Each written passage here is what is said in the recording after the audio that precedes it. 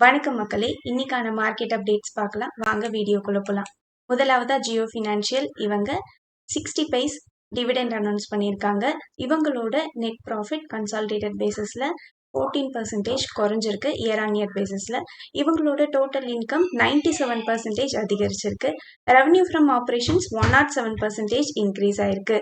இவங்களோட net interest income 28% increase ஆயிருக்கு. இவங்களோட எக்ஸ்பென்ஸும் அதிகரிச்சிருக்கு. 720 crores இருக்கு. இதே கடந்த ஆண்டுல பாத்தீங்கன்னா 169 crores இருந்திருக்கு. காரணமா இவங்க higher financial cost and operational இன்வெஸ்ட்மெண்ட்ஸ்னு சொல்றாங்க.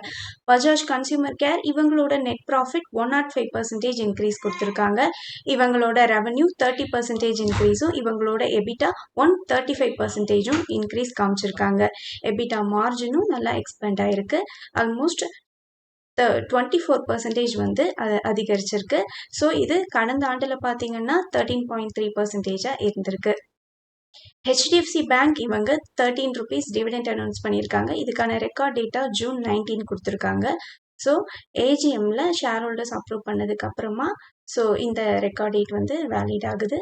Net profit 9% year on year பேசிஸ்ல இன்க்ரீஸும் நெட் இன்ட்ரெஸ்ட் இன்கம் 3.8% இன்க்ரீஸும் கொடுத்துருக்காங்க. இவங்களோட கிராஸ் நான் பர்ஃபார்மிங் அசட்ஸ் பார்த்தீங்கன்னா 0.38% வந்து ட்ராப் ஆயிருக்கு குவார்டர் அண்ட் குவார்டர் பேசிஸ்ல. நெட் என்பிஏ பார்த்தீங்கன்னா 1.15% இருந்திருக்கு. ஸோ என்பிஏங்கிறது குறைஞ்சாதான் ஒரு ஸ்டாக்குக்கு வந்தது நல்லது. ப்ரொவிஷன்ஸ் பார்த்தீங்கன்னா குறைஞ்சிருக்கு. ஸோ இது வந்து 2609 crores இருக்கு. இதே வந்து கடந்த ஆண்டுல பார்த்தீங்கன்னா 3193 crores இருந்திருக்கு. இவங்களோட டெபாசிட்ஸ் வந்து 13% இயர் ஆன் இயர் பேசிஸ்ல இன்க்ரீஸ் ஆயிருக்கு. காசா டெபாசிட்ஸ் பார்த்தீங்கன்னா 12% இன்க்ரீஸ் ஆயிருக்கு. ஐசிஐசிஐ பேங்க் இவங்க 12 rupees டிவிடெண்ட் அனௌன்ஸ் பண்ணியிருக்காங்க. இவங்களோட net profit 8.5% year on year பேசிஸ்ல இன்க்ரீஸ் ஆயிருக்கு. நெட் இன்ட்ரெஸ்ட் இன்கம் 8% இன்க்ரீஸ் ஆயிருக்கு. நெட் இன்ட்ரெஸ்ட் மார்ஜின் ஸ்டேபிளா இருக்குன்னு சொல்லியிருக்காங்க. இவங்களோட டோட்டல் டெபாசிட்ஸ் 11.4% இன்க்ரீஸ் ஆயிருக்கு.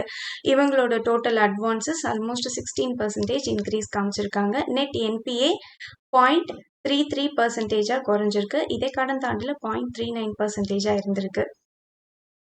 எஸ் பேங்க் இவங்களோட நெட் ப்ராஃபிட் 45% இன்க்ரீஸ் ஆயிருக்கு இயர் ஆன் இயர் பேசிஸ்ல. நெட் இன்ட்ரெஸ்ட் இன்கம் 16% இன்க்ரீஸ் ஆயிருக்கு. நெட் இன்ட்ரெஸ்ட் மார்ஜின் இம்ப்ரூவ் ஆயிருக்குன்னு சொல்லியிருக்காங்க 2.7%.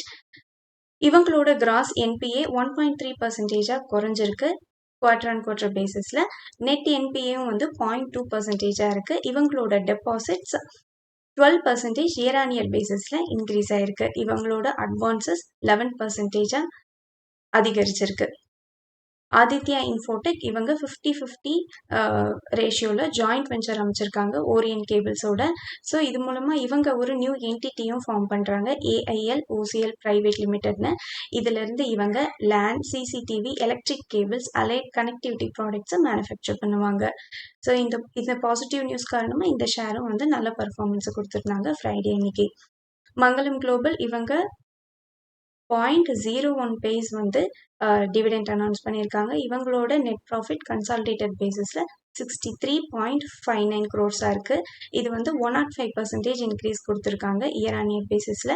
ரெவன்யூ ஃப்ரம் ஆப்ரேஷன்ஸ் பார்த்தீங்கன்னா 326.6 crores அதிகரிச்சிருக்கு.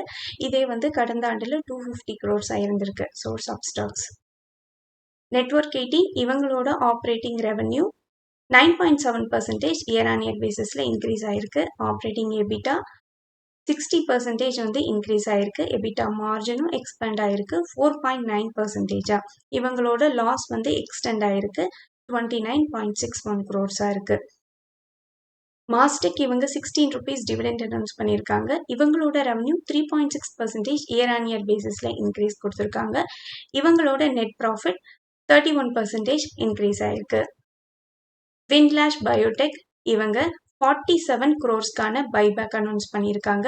ஸோ இவங்க 2.23% ஆஃப் ஈக்விட்டியை பைபேக் பண்ணுறாங்க. இதுக்கு இவங்க 1000 ஒரு ஷேருக்கு ப்ரைஸ் ஃபிக்ஸ் பண்ணியிருக்காங்க. ப்ரீமியம் ப்ரைஸில் பைபேக் பண்ணுறாங்க. ஸோ ஷேர் ஹோல்டர்ஸ்க்கான ரெக்கார்ட் டேட் April 24. இதில் ப்ரொமோட்டர் பார்ட்டிசிபேஷன் இருக்காதுன்னு சொல்லியிருக்காங்க. டெண்டர் ஆஃபர் வழியாக பைபேக் பண்ணுறாங்க. ரீட்டைலர்ஸ்க்கு ரிசர்வேஷனாக 15% வந்து கொடுத்துருக்காங்க. ஸோ 70,500 ஷேர்ஸ் வந்து ஸ்மால் ஷேர் ஹோல்டர்ஸ்க்கு இவங்க ஒதுக்கியிருக்காங்க. கிரைசில் இவங்க ஃபைனல் டிவிடெண்டாக 28 ருபீஸ் வந்து முன்னமே அனௌன்ஸ் பண்ணியிருந்தாங்க. ஸோ கடந்த ஏஜிஎம்மில் வந்து இதை அப்ரூவ் பண்ணியிருக்காங்க. ஆனால் அதுக்கு முன்னாடியே வந்து இவங்க ரெக்கார்ட் டேட்டாக April 3 வந்து கொடுத்துட்டாங்க. ஸோ இவங்களோட பேமெண்ட் டேட் வந்து April 23 இருக்குது. ஸோ இப்போ அனௌன்ஸ் பண்ண ரிசல்ட்டோடு சேர்த்து இவங்க இன்டரிம் டிவிடெண்டாக 9 ருபீஸ் அனௌன்ஸ் பண்ணியிருக்காங்க. அதுக்கான ரெக்கார்ட் டேட்டாக April 23யும் பேமெண்ட் டேட்டாக May 8ம் கொடுத்துருக்காங்க. நன்றி மக்களே. இந்த காணொலி உங்களுக்கு பயனுள்ளதாக அமைஞ்சிருந்தா இந்த சேனலுக்கு சப்ஸ்கிரைப் பண்ணுங்கள். இந்த வீடியோ பிடிச்சிருந்தா லைக் பண்ணுங்கள். உங்கள் ஃப்ரெண்ட்ஸோட ஷேர் பண்ணிக்கோங்க.